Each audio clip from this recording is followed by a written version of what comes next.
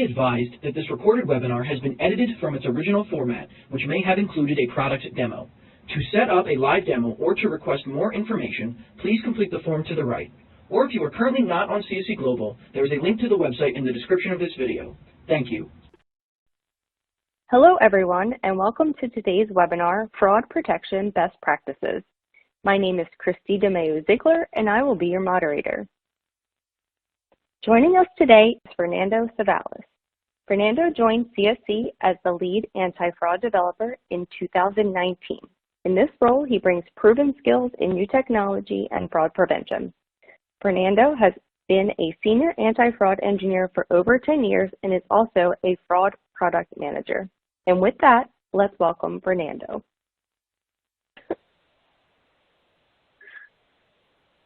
Thank you very much, Christy, for that introduction. And I've been asked to talk about fraud protection and best practices. So the agenda today will be the following. First, we'll talk a little bit about the basics of what is online fraud. Then we'll talk about the damage of said fraud online. And then we will talk also about how to avoid it. And then we'll dive into a little bit of the best practices that organizations must follow. So let's begin. First, let's talk about the basics. In today's world, the internet has become an irreplaceable component of our daily lives. People around the globe send and receive billions of emails, messages, and phone calls online, which has opened the door for scammers and thieves to easily interact with potential victims without being detected.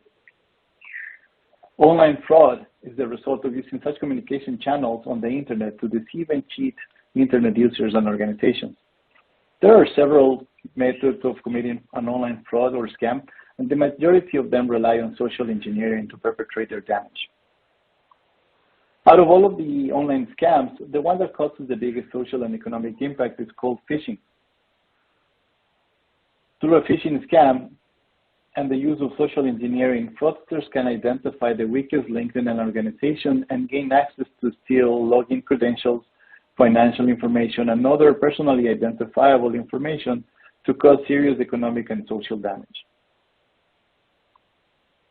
Additionally, one thing to mention is that through the use of the internet communication channels, scammers are also able to inject malware into some of the organizations, which typically results on ransomware attacks. So now that we understand a little bit more of what is online fraud, let's talk a little bit about the damage that these fraud causes. In May of 2000, the U.S. government established the Internet Crime Complaint Center, also known as IC3. The sole objective of this office is to provide the public with a reliable and convenient way or reporting mechanisms to submit information to the FBI. They are the ones that keep track of the public's complaint about online scams. And one thing to mention here is that out of all of the scams that happen online, what gets reported to the IC3 office, it's only the tip of the iceberg. If we look at the bar graph online on the screen, we'll notice that for the past, let's say, 5 years, there was an average of around 300,000 complaints reported every year. But since the pandemic happened and impacted the world, and everyone or several organizations started working from home or online, we can see that there was a spike or an increase in the amount of scams reported to the IC3 Commission. The numbers for 2021 have not come out yet, but it is projected that there will be a raise of 20% on the number of complaints for 2021. So we can estimate that we will be very close to reporting almost 1 million complaints to the IC3 Commission. Additionally to that, we also need to talk about the damage that is done in money, in dollars. And as you can see on the graph, we can see that on average, there was around $2 billion in losses reported to the IC3 Commission. And then, of course, after the pandemic hit, we see that there was a jump on that as well. And we are estimating that for 2021, we will see around $5 billion on damages only for the online fraud. And that is that includes phishing, of course. So as you can see, this is a huge impact money-wise. and also the organizations that got impacted by said scams, the reputation gets damaged socially online. So this is something to be very, very careful with. So now that we understand the damage caused by online fraud, let's talk a little bit on how to avoid it. To avoid the damage from online fraud, and especially phishing scams, there are some guidelines an organization must follow. These guidelines or best practices can be divided in two sets that can be assigned or distributed to different teams inside an organization, and also a third one, set of recommendations involving the social engineering component. I'll go into a little bit deeper into the social engineering to explain what it is and how it becomes part of the online fraud.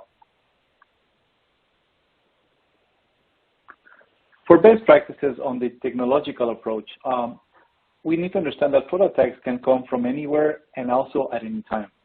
To help protect your organization, the technical component of an organization must give high priority to the following topics. First, they need to understand and incorporate the business objectives. An organization technical department needs to understand what does the organization need to do online, and what are the channels that need to be open to interact with the public or with their vendors. This will help them understand where there is the chance for opening the door for online scams, and also this will let them know how to protect their business against them. Additionally, they need to be able to budget and identify resources for InfoSec activities. This means that online technical professionals, IT management, needs to incorporate into the roadmaps and into the budget the sufficient resources so that there is enough human resources available to perform these online InfoSec activities. Additionally to that, they need to establish security metrics and evaluate security incidents and response. This means that once you have identified how you're going to measure the level of security that your organization has, you also need to be able to evaluate your own security and also evaluate your response. Once you devise a plan, you need to make sure that it works. You need to also ensure that compliance with the government and industry regulations. This is very important in today's world, given that there are several laws that prevent organizations from hosting information, from disclosing information. So all of those regulations need to be very well understood and also very well implemented so that anything that may affect the organization with regards to online fraud can be prevented from accessing this data. Additionally to that, organizations need to develop and implement an information security strategies and include outside vendors such as CSC and DDS. This means that it doesn't mean that you can only devise these solutions from your internal team. You also need to have the collaboration from external teams. And the reason for that is because if you silo your organization to what is happening in the world, you won't be able to identify what are the new threat vectors of attack. You need to be able to have this communication with an outside vendor or an outside organizations so that your team is always updated to all the online threats that you need to overcome. Additionally to that, you need to perform a routinely pen testing exercises and attend any findings with urgency. This means that if your organization went through a pen testing exercise and there are some identifiable items that need to be taken care of, then this must be attended to with urgency, and they need to someone needs to take care of them immediately, pretty much. Additionally to that, organizations need to maintain security awareness programs and customized to their organization. This means that a security awareness program doesn't fit every single organization. Yeah, there are some templates, let's call them, that you can share, that you can review from some other organizations, but it really matters when you devise or you customize these security awareness programs to your organization. You need to understand if you have staff members that interact with the public. You need to understand if there's some, accounting people that are in risk of being reached by external messages. All of that information needs to be taken into consideration, and then identify who has access to what information, who can be victim of these online scams. And once you have identified those, then you can devise a solution for your organization internally. And after that, the last recommendation here would be to establish an internal process and a point of contact for reporting incidents. I've seen several organizations that their internal team doesn't know how to escalate when something happens.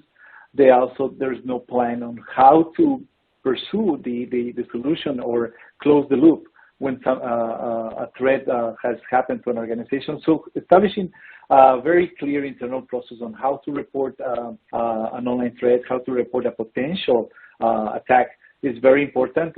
People inside the organization need to know clearly where to go, who to go and report these events.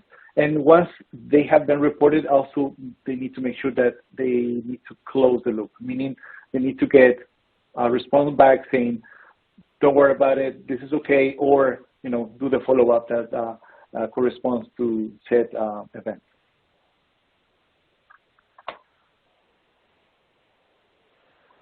As mentioned before, attacks can happen anytime and most likely will target the human component of an organization by exploiting a combination of technical security holes and social engineering. To prevent these attacks to successfully target your organization, follow these recommendations. Routinely review the security awareness program created by the IT team. This is the one that I mentioned on my on the slide before. Additionally to that, review the internal process on how to react to an attack and where to report it. Additionally, also mentioned on the previous slide, but this is more of an emphasis into the operation or the staff component of an organization. We need to make sure that the office people, the office guys know how to respond to it, that the operational team, the ones that interact with all of our software and all of our business internally, they know and they are aware of this program and they know how to react. Another thing mentioned before and also needs to be made aware to the team is to close the loop. It doesn't necessarily mean that once you report it, the attack has been diffused.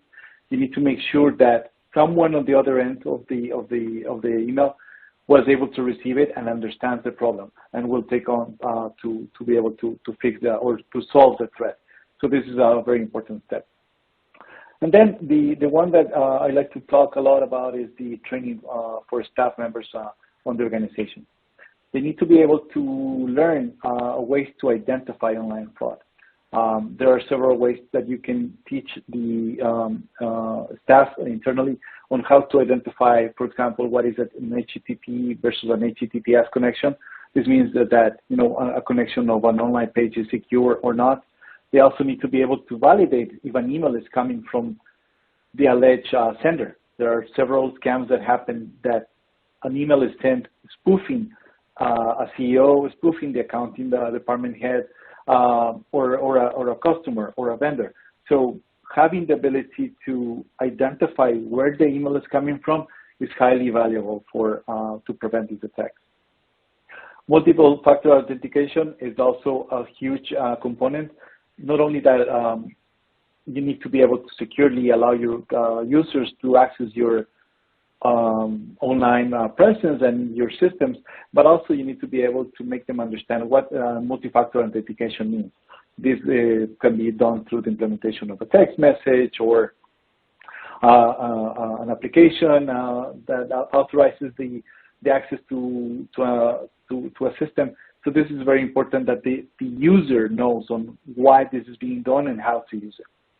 Additionally to that, and something that I'm going to talk about next, is the social engineering concept.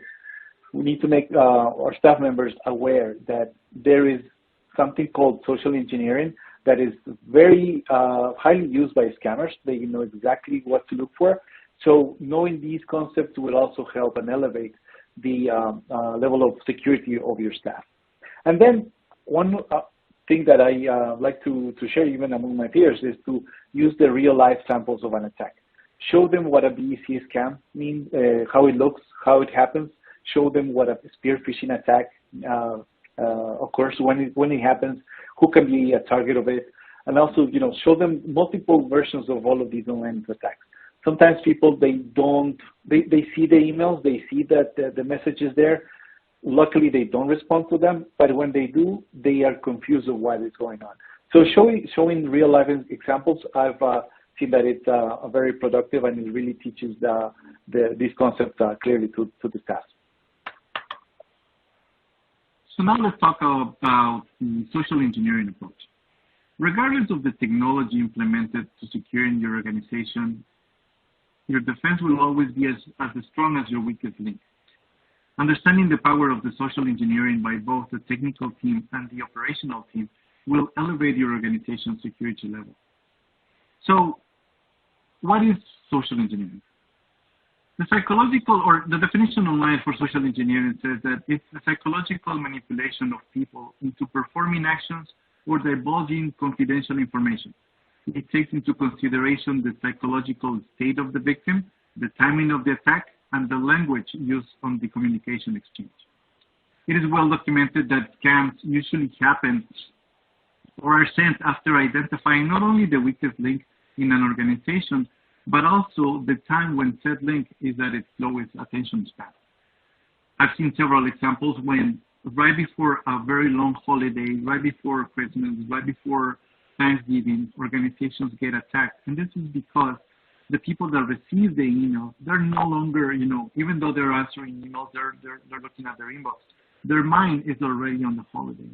So scammers know this. They know exactly who to target because they studied the organization before they sent out the scam email, the phishing email, and they know exactly when to send that email.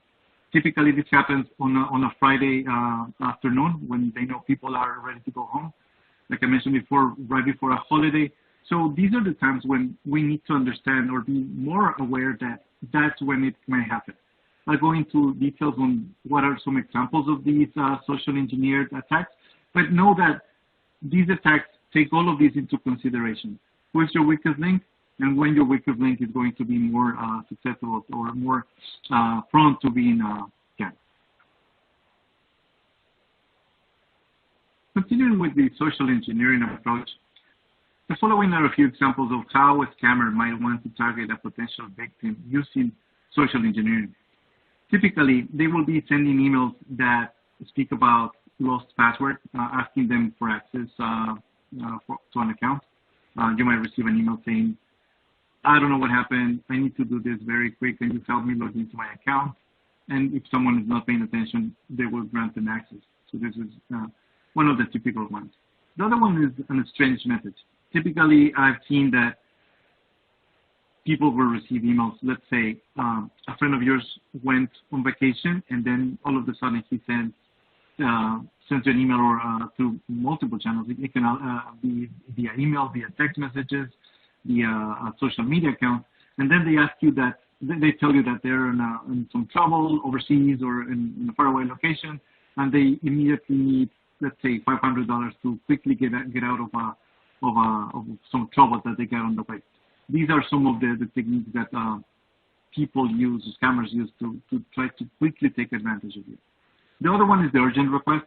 This falls, some of the scams that fall within this one is, for example, the BEC scam or the CEO scam. They identify, let's say, the person that makes the payments for invoices within an organization. They will send an email impersonating the CEO, and they will tell them that they urgently need to close a business deal, and this is, an urgent request to send a payment to this invoice. They will attach the invoice and, of course, with bogus information. If someone is not paying attention and they don't validate this information internally with what is on file, or they don't make a phone call to validate what is being said, is how organizations lose hundreds of thousands of dollars on these type of scams. So this one is a very valid and potent one. The other one is too good to be true offers. If you receive an email saying that you won $1 million, but you just need to send $100 to claim the prize, it's a scam. So these are the ones, the examples of these too good to be true offers. There are several ways to do this. It could be that they're selling you, I don't know, a computer for a very cheap. They can be even saying for cryptocurrency, for example, they will be saying, if you deposit one Litecoin on this account, I'll return 10. Things like that. So always be aware. If something sounds too good to be true, most likely it is a scam online. The other one is unverified identity. when someone sends you a message or makes communication with you and they pretend to be someone, they might give you several indicators that they are who they say they are, but in reality, you smell that something is not right, or you get a gut feeling. This is something that can also is used by the social engineering approach, so beware of those. Another example of these would be the canceled accounts. I'm sure you have received a text message, an email saying that something happened with your account, with your online e-commerce account, and that you quickly need to log in to see what happened, and they give you the link to log in. Again, this is a way to make you or force you to click on the link to see what happens, right? So beware of these communications. And then the unrequested help. Several folks, this happens to primarily the older folks or people that have retired already, to my parents maybe. People will offer to fix their computers. They will show them some errors inside of their computer, inside of their Windows, and people fall for these scams thinking that someone, wants to do a good deed and wants to help them with their computer. These are scams, so this information also needs to be shared within the team to make sure that they understand this is also another avenue that is used by the social engineering approach. Okay, to summarize what we have gone through, there are several online threat vectors that can target an organization. Online fraud utilizes the internet communication channels to reach potential victims, and they need to be aware of this. An organization must include, as part of their roadmap, the protection of the organization from all online threat vectors based on internal and external guidelines. Employees of an organization need to be trained and made aware of the dangers of online threats and provided with a guide on how to react. And then lastly, the concept of social engineering needs to be shared throughout the entire organization and used to implement countermeasures to protect against external and internal attacks. So there you go, folks. This is what I can recommend for best practices of online against fraud scams. I hope that you are able to utilize these, learn from it, and implement them in your organization. Thank you very much.